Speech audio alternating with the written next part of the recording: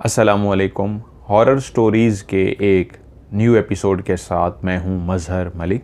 Thank you so much and love you so much आप सबके प्यार भरे फीडबैक का। आज की एक बहुत ही खौफनाक कहानी जो मैं आपको सुनाने जा रहा हूं, ये मुझे भेजी है गुमनाम ने। गुमनाम क्यों मैं इस्तेमाल कर रहा हूं? क्योंकि उन्होंने कहानी शुरू की कि सर मैं आपको पहले भी एक कहानी भेज चुकी हूं जिसमें एक भयानक जिन कचरे पे बैठा कुछ खा रहा था, और आज मैं आपको एक दूसरी कहानी भेजने जा रही हूं। आप जब पहले कभी मुझे कहानी भेज चुके होते हैं, ज़रूरी नहीं है वो मेरे व्हाट्सएप पे आपका वॉइस मैसेज मौजूद हो सकता है आपने डिलीट कर दिया हो। मैंने भी एक दफ़ा अपना मोबाइल फॉर्मेट किया था। इसलिए हर दफ़ा मैं आप लोगों से रिक्वेस्ट करता हूं, जब भी कहानी भेजें, दूसरी दफ़ा, तीसरी दफ़ा, 10वीं दफ़ा, पहली दफ़ा, आप एक शुरू में सिर्फ इतना बता दें, जी मेरा नाम ये है और मेरा ताल्लुक़ इस शहर से है। बाद में आप कह दीजिए मेरी पहले भी एक कहानी आपको भेज चुकी हूँ फ़लाँ फ़लाँ। अब क्योंकि उन्होंने इतनी ज़बरदस्त कहानी सुनाई और मेरी भी ख्वाहिश थी उन्हीं के नाम से सुनाऊँ, तो ये बात थोड़ी सी लंबी में भी मैंने इसलिए कर दी कि बाकी लोगों के साथ भी ये हो सकता है कि अगर आप पहले कहानी भेज चुके हैं और शुरू में सिर्फ इतना ही कहेंगे, जी मैंने पहले भी भेजी थी इसलिए मैं डायरेक्ट कहानी शुरू करता हूँ या करती हूँ, तो आपका नाम मैं नहीं बता सकूँगा। इसलिए इनका नाम और शहर मैं गुमनाम कह रहा हूँ। आपने ये गलती नहीं करनी। जब भी कहानी भेजें, शुरू में ही अपना नाम और अपने शहर का नाम ज़रूर बताया करें। ये कहानी है उनकी एक दोस्त की जिनका नाम है रज़िया। उन्हीं की ख्वाहिश पे ये जो दो नाम आगे कहानी में मैं बताने जा रहा हूँ, उन्हीं की ख्वाहिश पे ये मैंने रखे हैं। रज़िया कहती है कि हम एक छोटे से टाउन कह लीजिए, गांव से थोड़ा सा ये बड़ा होता है, या गांव कह लीजिए। गांव से मुराद होती है चंद घरों पे मुश्तमिल एक ऐसी आबादी जिसके इर्द गिर्द हरियाली होती है, ज़मीनें होती हैं। लेकिन टाउन उस वक्त में, जिस वक्त की ये कहानी है, छोटे छोटे शहर कहलाते थे जहाँ पे कुछ सहूलियात होती थीं। 5वीं क्लास मैंने पास कर ली थी और 5वीं क्लास के बाद बाकायदा हमें अपना स्कूल छोड़ के हाई स्कूल में जाना पड़ता। तो मैं हाई स्कूल में चली गई थी। मैंने अपना हाई स्कूल कुछ दिनों के बाद ज्वाइन किया था, क्लासें पहले ही शुरू हो चुकी थी, मैं कोई 10-15 दिन के बाद पहुंची। तो ये एक छोटा सा ऐसा स्कूल था जिसके चारों तरफ दरख्त ही लंबे लंबे दरख्त थे। एक बहुत बड़ा इसका सहन था, साइडों पे सारे कमरे बने हुए थे। कमरों के अंदर बाकायदा बेंचें होती थीं लकड़ी की बनी हुई, जिसके ऊपर हम बैठती थीं लड़कियां। और जब सर्दियों के दिन होते थे तो हम बाहर मैदान में धूप में हमें बिठा दिया जाता। मुझे अपनी क्लास में आए हुए कोई तकरीबन 7-8 दिन हो गए थे। मैं आगे आगे वाली बेंच पे बैठती थी एक लड़की के साथ। तो हमारा जो कमरा था उसके बिल्कुल आखिर में एक कूलर पड़ा होता था कि अगर बच्चों को प्यास लगे तो उठ के हम पीछे पीछे बिल्कुल बैक साइड पे जाते थे अपनी क्लासरूम के, और वहां पे कूलर में जाके हम पानी पीते। मुझे एक दिन प्यास लगी और शायद ये पहली दफ़ा था कि मैं कूलर से पानी पीने के लिए जा रही थी। मैं चलती हुई कूलर के पास गई और मैं जैसे ही पानी पी रही थी तो मैंने देखा एक लड़की सबसे आखिर की बेंच के ऊपर बैठी हुई है और रो रही है। उसका चेहरा मेरी तरफ नहीं था, कमर मेरी तरफ थी, लेकिन अंदाज ऐसा था जैसे वो रो रही है। मैंने अपना पानी ख़त्म किया और चलती हुई उस लड़की के पास गई। उसको देखा तो वाकई उसकी आंखें आंसुओं से भीगी हुई थी। मैंने कहा क्या हुआ है तुम्हें? वो कुछ नहीं बोली। मैं चलती हुई आगे गई और अपनी डेस्क पे जैसे ही उस बेंच पे बैठी तो 3 लोग वहां पे बैठ सकते थे। हमारी जो बेंच थी वहां पे सिर्फ हम 2 लड़कियां बैठी थी। मैंने उस लड़की से पूछा, वो पीछे पीछे एक लड़की बैठी है और बैठी रो रही है, क्या हुआ है उसको? तो वो इधर उधर देख के बोली जैसे कोई सुन ना ले कि तुम्हें नहीं पता? मैंने कहा नहीं। कहती है उसके साथ तो जिन्नात का मसला है, उसके अंदर जिन की हाजिरी होती है, तो क्लास में कोई भी उसको साथ बिठाने को तैयार नहीं है। मैं कहा ये कैसी बातें कर रहे हैं, जिन की हाजिरी होती है? अब रज़िया कहती हैं मुझे बचपन से ही शायद जिन्नात से डर नहीं लगता था। मुझे बेइंतहा जिन्नात देखने का शौक था। कुछ बच्चे ऐसे होते हैं जो डरते नहीं हैं, और शदीद ख्वाहिश रखती थी मैं भी जिन देखूं। और पहली दफ़ा सुनने में आ रहा था कि क्लास के अंदर एक ऐसी लड़की बैठी है जिसके अंदर जिन की हाज़िरी है और जिन बाकायदा उसके अंदर आके बोलता है, हम कलाम होता है। तो मैंने कहा इससे अच्छा क्या हो सकता है, मैं इससे दोस्ती कर लूँ, इसको अपने पास बिठा लूँ, मैं तो जिन को देख सकूँगी, बात कर सकूँगी। मैं अपनी जगह से उठी, चलती हुई उस लड़की के पास गई, उसके कंधे पे हाथ रखा और उसे कहा, मेरी बात सुनो, इधर देखो, मेरी बात सुनो। तो वो चौंकी, उसने मेरी तरफ देखा और मैंने कहा, उठो और मेरे साथ आगे चल के बैठो। क्योंकि वो जानती थी लड़की, उसको कोई भी अपने साथ बिठाने को तैयार नहीं है और मैं एक ऐसी बात कर रही थी कि चलो मेरे साथ बैठो, तो हैरान हो रही थी कि इसके अंदर ऐसी बहादुरी, ऐसी जुर्रत कैसे आ गई कि ये मुझे अपने साथ बिठा रही है।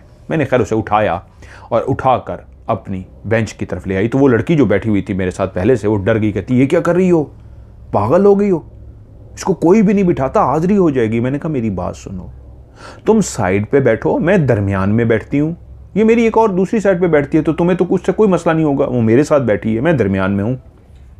खैर मैंने उस लड़की को जैसे कैसे मनवा लिया और उसके बाद वो लड़की मेरे साथ ना सिर्फ बैठी बल्कि मैंने उससे पूछा, तुम्हारा नाम क्या है?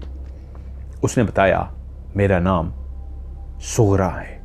और मैंने उसे बताया, सुगरा, मेरा नाम रज़िया है, आज से हम दोनों दोस्त हैं। और हमने हाथ मिलाया। अब रोज़ाना सुगरा आती और मैं रज़िया उसको अपने साथ बिठाती। 5 दिन, 6 दिन, 7वां दिन आ गया, उसके अंदर कोई भी हाजिरी नहीं हुई थी, बिल्कुल वो नॉर्मल थी, बाकी लड़कियों की तरह आती बैठती और फिर उसके बाद चली जाती छुट्टी के टाइम पे। ये 7वां दिन था कि उस दिन हमारे टीचर ने हमें बाहर सहन में बिठा दिया। आज धूप निकली हुई थी, सर्दियों के दिन थे। हम सारी लड़कियां बाहर बैठ के पढ़ती रहीं और उसके बाद टीचर कुछ देर के लिए चली गई। मुझे मौका मिल गया उससे बात करने का। मैंने उसे कहा, सुगरा, मैंने सुना है तुम्हारे अंदर जिन की हाजिरी होती है, जिन आता है तुम्हारे वजूद के अंदर, क्या ये बात सही है? उसने सर झुका लिया, कुछ देर खामोश रही, सर ऊपर उठाया और बोली, हाँ ये बात सही है, मेरे अंदर जिन की हाजिरी होती है। मैं और हैरान हुई और उसकी तरफ खुशी से देख के बोली कि इसका मतलब ये बात तो सच है, मैं जिन को देख सकती हूँ, उससे बात कर सकती हूँ, इसके अंदर तो हाजिरी होती है। तो मैंने कहा, सुगरा कैसे, मुझे बताओ। तो वो बोली, रज़िया, इस पूरे स्कूल में तुम ही मेरी दोस्त बनी हो, कोई लड़की मुझसे बात करने को भी तैयार नहीं होती, सब मुझसे डरते हैं, लेकिन तुम मेरी एक अच्छी दोस्त बन गई हो, तो मेरा ख्याल रखती हो। मैं नहीं चाहूंगी कि तुम मेरी कहानी सुनो और तुम डर जाओ। मेरी कहानी बहुत ही भयानक है, बहुत ही खौफनाक है। अब मेरी जगह पे कोई और लड़की होती, वो डर जाती, लेकिन जिसको बचपन से ही जिन्नात देखने का शौक हो, जुनून हो, वो तो खुश हुई जा रही थी कि हैं इतनी खौफनाक कहानी है, मैं तो सुनना चाहूंगी। मैंने उसे कहा, सुगरा, मुझे सुननी है, हर सूरत में ये कहानी सुननी है। उसने कहा, तुम डरोगी? मैंने कहा, मैं डरती नहीं हूं, मुझे सुननी है। और जैसे कैसे मैंने उस दिन उसको कायल कर लिया और छुट्टी होने से पहले हम दोनों वहां उस स्कूल में बैठ गईं और उसने मुझे अपनी कहानी सुनाई। सुगरा बोली, मेरे वालिद शहर में एक सरकारी मुलाजमत करते थे। मुलाजमत के दौरान हमारे यहाँ इतना आमदन हो जाती, इतना उनको तनख्वाह मिल जाती कि हम अच्छा खा लेते, अच्छा पहन लेते और सब कुछ ठीक चल रहा था कि उनकी वो नौकरी ख़त्म हो गई। उन्होंने काफ़ी कोशिश की, इधर उधर नौकरी ढूंढी, लेकिन कहीं से भी उनको नौकरी ना मिल सकी। यूं हम उस शहर को छोड़ के इस छोटे से टाउन में आकर आबाद हो गए, एक घर किराए पे ले लिया। अब हमारे पास जितने पैसे थे, हम एक छोटे से गांव में ही रह सकते थे, जहां पे मकान बहुत सस्ते होते हैं। शहर में मकान लेके रहना हमारे लिए बहुत मुश्किल था। हम जिस घर को ढूंढते ढूंढते पहुंचे, ये कच्चा सा बड़ा सा घर था जो 3 कमरों पे मुश्तमिल था। इसका एक बहुत बड़ा सहन था जो मट्टी का ही बना हुआ था और सहन के बिल्कुल दरमियान में एक बेरी का दरख्त था। शायद ये घर काफ़ी अरसे से बंद पड़ा था, जिसकी वजह से वो जो बेरी का दरख्त था उसकी टहनियाँ नीचे भी ढलक गई थीं, झुक गई थीं, कुछ नीचे भी टहनियाँ निकली हुई थीं और उस बेरी के दरख्त ने पूरे सहन को अपनी लपेट में ले रखा था। हम जब इस घर में शिफ्ट हुए तो सबसे बड़ा मेरा एक भाई था, उसके बाद एक बहन थी, तीसरा नंबर फिर एक भाई था और उसके बाद हम 2 बहनें। यूं अल्लाह ताला ने मेरे माँ बाप को 5 बच्चों से नवाजा था। एक मुख्तसर सा सामान लेके जब हम इस घर के अंदर शिफ्ट हो गए तो अब वाले साहब ने कहा अब मुझे रोज़गार के लिए चाहे मज़दूरी क्यों ना करनी पड़े, मेहनत मज़दूरी क्यों ना करनी पड़े, मुझे घर से निकलना होगा और बच्चों के लिए रोज़ी ढूंढ के लानी होगी। हम बहुत छोटे छोटे थे, भाई जो एक था वो काफ़ी बड़ा था। वालिद ने कहा तुम भी मेरा हाथ बटाओगे, लेकिन अभी नहीं, पहले कुछ अरसा मुझे बाहर देखने दो हालात। वालिद साहब अगले ही दिन उठे और सामान सेट हम कर चुके थे, वो मजदूरी की तलाश में चले गए। मेरी वालदा जो घर बैठी थी जानती थी कि इस बेरी के दरख्त ने पूरे सहन को इस अंदाज में अपनी लपेट में ले रखा है, जहां इसके पत्ते ऊपर छांव करके रहते हैं वहीं नीचे इतनी टहनियां हैं, इसकी इन टहनियों को काट देना चाहिए। उन्होंने कुल्हाड़ा उठाया, पहले तो पूरे घर की सफाई की, झाड़ पोंछ की, जाला वाला निकाला, वो सारा बेहतर किया। अब बारी थी इस बेरी के दरख्त की। उन्होंने कुल्हाड़ा उठाया और बेरी के दरख्त की वो तने, वो शाखें जो नीचे की तरफ थीं, ढलकी हुई थीं और नई उग रही थीं, वो सारी की सारी उन्होंने काट डाली। लेकिन हैरत अंगेज बात यह थी, वो कहती हैं कुल्हाड़ा चलाते हुए मुझे नहीं पता लगा कब मुझे कांटा लगा, किस हाथ पे लगा, वजूद के किस हिस्से पे लगा, लेकिन मुझे वहां खून ही खून नजर, बहुत ज़्यादा नहीं लेकिन थोड़ा सा, ऐसे जैसे 8-10 कतरे मोटे मोटे खून के निकल जाएं।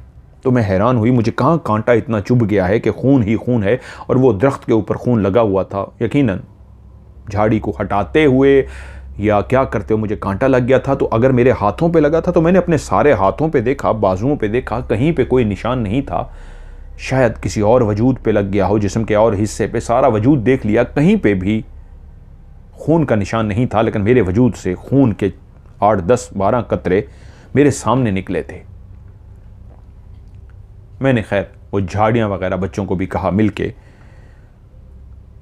सुखरा की वालदा ने वो जो कटे हुए दरख्त की टहनियाँ थीं वो सारी उठाई और उठाकर बाहर फेंक दी।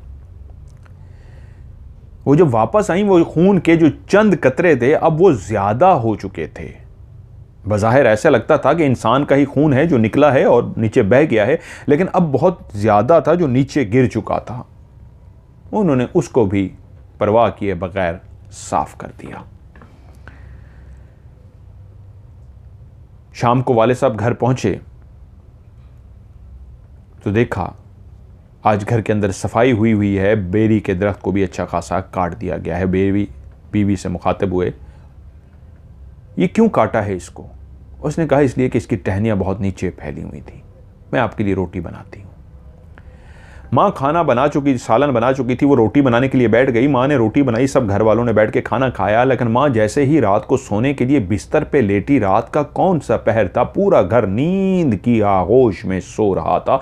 गहरी नींद थी, पूरे गांव के ऊपर एक सन्नाटा सा था, खामोशी सी थी। वो लम्हे थे जब दूर कहीं से इन गाँव के अंदर गीदड़ की बोलने की आवाज़ आती है, रोने की आवाज़ आती है, किसी जानवर की, या कभी कभी कोई कुत्ता भी बोल पड़ता है, वरना हर तरफ एक खामोशी ही खामोशी थी कि वहीं पे एक जोरदार चीख गूंजी। ये चीख किसी और की नहीं, मेरी मां की चीख थी। इतनी जोर से मेरी मां चीखी थी कि सारे घर वाले बच्चे भी, वालिद भी हमारे उठ गए, भाग के वालदा के पास गए तो वालदा ने अपने दोनों हाथ अपनी गर्दन पे रखे हुए थे और ऊंचे ऊंचे सांस ले रही थी। सब परेशान हो गए। वालिद ने उनसे पूछा क्या हुआ? तो वो बोली मुझे पता नहीं क्या हुआ, मैं सोई हुई थी, गहरी नींद में थी कि मैंने ख्वाब देखा कि 2 हाथ आए हैं मेरी तरफ और उन दोनों हाथों ने, काले स्याह हाथ थे, उनके आगे नाखून बहुत बड़े बड़े थे, इतने बड़े बड़े नाखून जो जानवरों के भी नहीं होते। जानवर, शेर, चीते के भी जो नाखून होते हैं 3 इंच बड़े होंगे, 4 इंच बड़े होंगे, वो तो इतने बड़े थे जैसे 5-6 इंच बड़े नाखून हों। और वो एक भयानक खौफनाक सा हाथ मेरी गर्दन के गिर्द आया और उसने आके मेरी गर्दन को लपेट लिया। मैं सांस लेने की कोशिश कर रही थी, मेरा वजूद दम घुटने की वजह से ऐसा महसूस कर रहा था कि मैं अभी कुछ लम्हों में मर जाऊंगी, कि पता नहीं कैसे मैंने चीख मारी और मेरी आंख खुल गई। और उसके बाद आप लोग यहाँ पे जमा हैं। वाले साहब बोले लगता है तुमने कोई भयानक ख्वाब देखा है इंसान। ऐसे हालात में जिस तरह हम शहर की दुनिया को छोड़ के यहाँ आ गए हैं, इंसान परेशान रहता है, सोचता रहता है, तो ऐसी परेशानियाँ होती हैं, इंसान ऐसे ख्वाब देख लेता है, कोई बात नहीं। वाले साहब वालदा को सुला के अब हर कोई अपनी अपनी चारपाई पे लेट गया, लेकिन 2 रातों के बाद फिर से वही मंजर था कि हमारी वालदा ने चीख मारी और फिर से सारे घर वाले जाग गए और फिर से वो बता रही थी कि एक काला स्याह हाथ जो बहुत बड़े नाखनों वाला है, वो हाथ जिसका मैं चेहरा या वजूद नहीं देखती, उसकी बाजू में कोहनियों तक देख सकती हूँ, वो हाथ आते हैं और आके मेरी गर्दन को दबा देते हैं और उस ख्वाब में मैं बुरी तरह डर जाती हूँ। मेरे मुँह से जब चीख निकलती है तो मेरी आँख खुल जाती है। लेकिन जब दूसरी दफ़ा वालदा ने ख्वाब देखा तो उसके बाद वालदा बीमार रहना शुरू हो गई। उनके जिस्म के अंदर बिल्कुल जान नहीं होती थी, वो अपने आप को इंतहाई सुस्त महसूस करती। वो कहती मैं उठती हूँ, मुझे चक्कर आ जाते हैं, मुझे पता नहीं मुझे क्या हो रहा है। उनको ऐसा महसूस होना शुरू हो गया था उनके वजूद के अंदर से जैसे जितनी भी ताकत है ख़त्म होती जा रही है। आए दिन वो बीमार हो रही थी। हम पहले ही गरीब थे, इतना हमारे पास पैसा तो नहीं था, तो वाले साहब अपनी इस्तात के मुताबिक उनको जो हकीम जो डॉक्टर मिलते उनको दिखा रहे थे, उनका मुसलसल इलाज हो रहा था, लेकिन वो बीमार से बीमार होती जा रही थी। लेकिन एक ख्वाब जो मुसलसल उनको नज़र आ रहा था कि कोई हाथ जिसके नाखून बहुत बड़े थे वो उनका गला दबाता था और वो डर के उठ जाती थी। जब इधर उधर से काफ़ी इलाज करा लिया तो वाले साहब आखिर परेशान तो सारे घर वाले थे, वाले साहब उनको एक बाबा जी के पास लेके गए। बाबा जी ने ख्वाब सुना और ख्वाब सुनने के बाद कहा इंसान बाज़-औक़ात डर जाता है और एक ख्वाब उसको मुसलसल नज़र आता है, इस पे कोई परेशानी की बात नहीं है, ये एक ख्वाब है, ये खौफ है इनके अंदर जिसकी वजह से इनको ख्वाब नज़र आ रहा है। वालदा उसी तरह बीमार, उसी तरह उनका इलाज चल रहा है, लेकिन कोई फ़र्क नहीं पड़ रहा। हाँ, एक तब्दीली आ रही है, वो शदीद बीमार होती जा रही हैं, पहले से भी ज़्यादा बीमार होती जा रही हैं, ठीक नहीं हो रही, ज़्यादा से ज़्यादा बीमार होती जा रही हैं। अब वो इतनी कमज़ोर हो गई थी कि उनकी हड्डियां निकलना शुरू हो गई थी, उनका खाना पीना भी ख़त्म हो गया था, दवाई उन पे असर नहीं कर रही थी। बीमारी क्या थी किसी को कोई समझ ही नहीं आता था। डॉक्टरों के पास जाते, कभी कोई दवाई दे दी जाती, कभी कोई दे दी जाती, लेकिन फिर भी ये समझ नहीं आ रहा था उनको बीमारी हकीकत में है क्या। वक्त इसी तरह गुजरता रहा कि एक दिन वो कमरे में बैठी थी, वाले साहब दाखिल हुए और वाले साहब ने देखा वो सामने दीवार को बैठी तक रही हैं और थोड़ी देर के बाद दीवार को देखते देखते कोई बात करती हैं। वो अभी दाखिल ही होने लगे थे कमरे में कि एकदम से झिझक गए कि ये मेरी बीवी अकेली बैठी क्या कर रही है, दीवार की तरफ देख के बात कर रही है। बीमारी की वजह से, सेहत ख़राब होने की वजह से, इतना कमज़ोर होने की वजह से इंसान का दिमाग भी तो कभी कभी हिल जाता है। लेकिन जब उन्होंने खड़े होकर सुना तो वो दीवार की तरफ देख के, सामने जो कच्ची सी दीवार थी उस दीवार की तरफ देख के बोल रही थी, मुझे पता है तो मुझे छोड़ेगा नहीं, मुझसे गलती हो गई, मुझे पता है तो मुझे मार देगा। और उसके बाद खामोश होकर सामने वाली दीवार को देखती रही। वाले साहब अंदर चले गए और बीवी के सामने खड़े होकर उसको हिलाया और कहा क्या हुआ है, ये क्या कह रही हो, किससे बात कर रही हो। तो उसने अपने शौहर को देखा और चुप करके वहीं पे लेट सी गई। जो उठ के बैठी हुई थी, उठ के बैठ नहीं सकती थी, बीमार बहुत ज़्यादा थी, वो लेट सी गई। वालिद उसके पास चारपाई पे बैठ गए और उससे बोले क्या हुआ है, मुझसे बताओ, क्या बात कर रही थी, किससे बात कर रही थी, बताओ। वो कुछ देर चुप लेटी रही और उसके बाद बोली मुझसे गलती हुई है, मैंने मार दिया है, मैंने जान के नहीं मारा, मुझसे मर गया है, वो मुझे मार देगा, वो मुझसे बदला लेगा। और उसने मुझे बता दिया है वही काले स्याह हाथों वाला जिसके बड़े बड़े नाखून हैं, वो मेरे सामने आ गया है।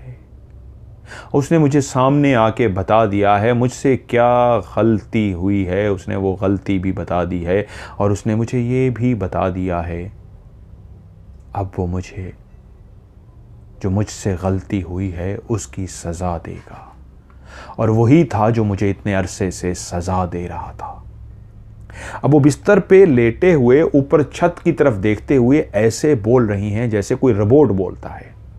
उसको कोई होशो हवास नहीं होता, बस बोलता जाता है। तो वैसे ही बगैर होशो हवास के वो बोले जा रही थी कि बस मेरे किए की वो मुझे सज़ा दे कर रहेगा। कौन, किसकी बात कर रही हो? वालिद साहब बोले, कौन मारेगा? क्या गलती हुई है तुमसे? क्या कर दिया है तुमने? मुझे कुछ समझ नहीं आ रहा, बताओ कौन है, मुझे बताओ। तो उसने कहा, वो बहुत ताकतवर है, बहुत ताकतवर, वो मार देगा, वो बदला लेगा, वो सबको मार देगा।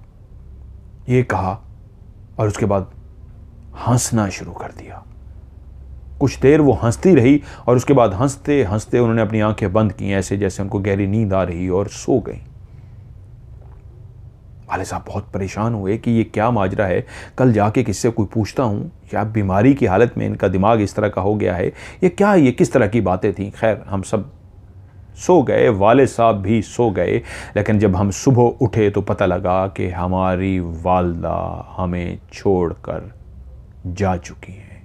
हमारी वालदा का मुर्दा वजूद उसी चारपाई पे मौजूद था, लेकिन उनकी रूह परवाज़ कर चुकी थी। रात को वो जो बातें कर रही थीं शायद वो मेरे वालिद को बता चुकी थीं। वो इस दुनिया को छोड़ के जाने वाली थीं, वो मर चुकी थी।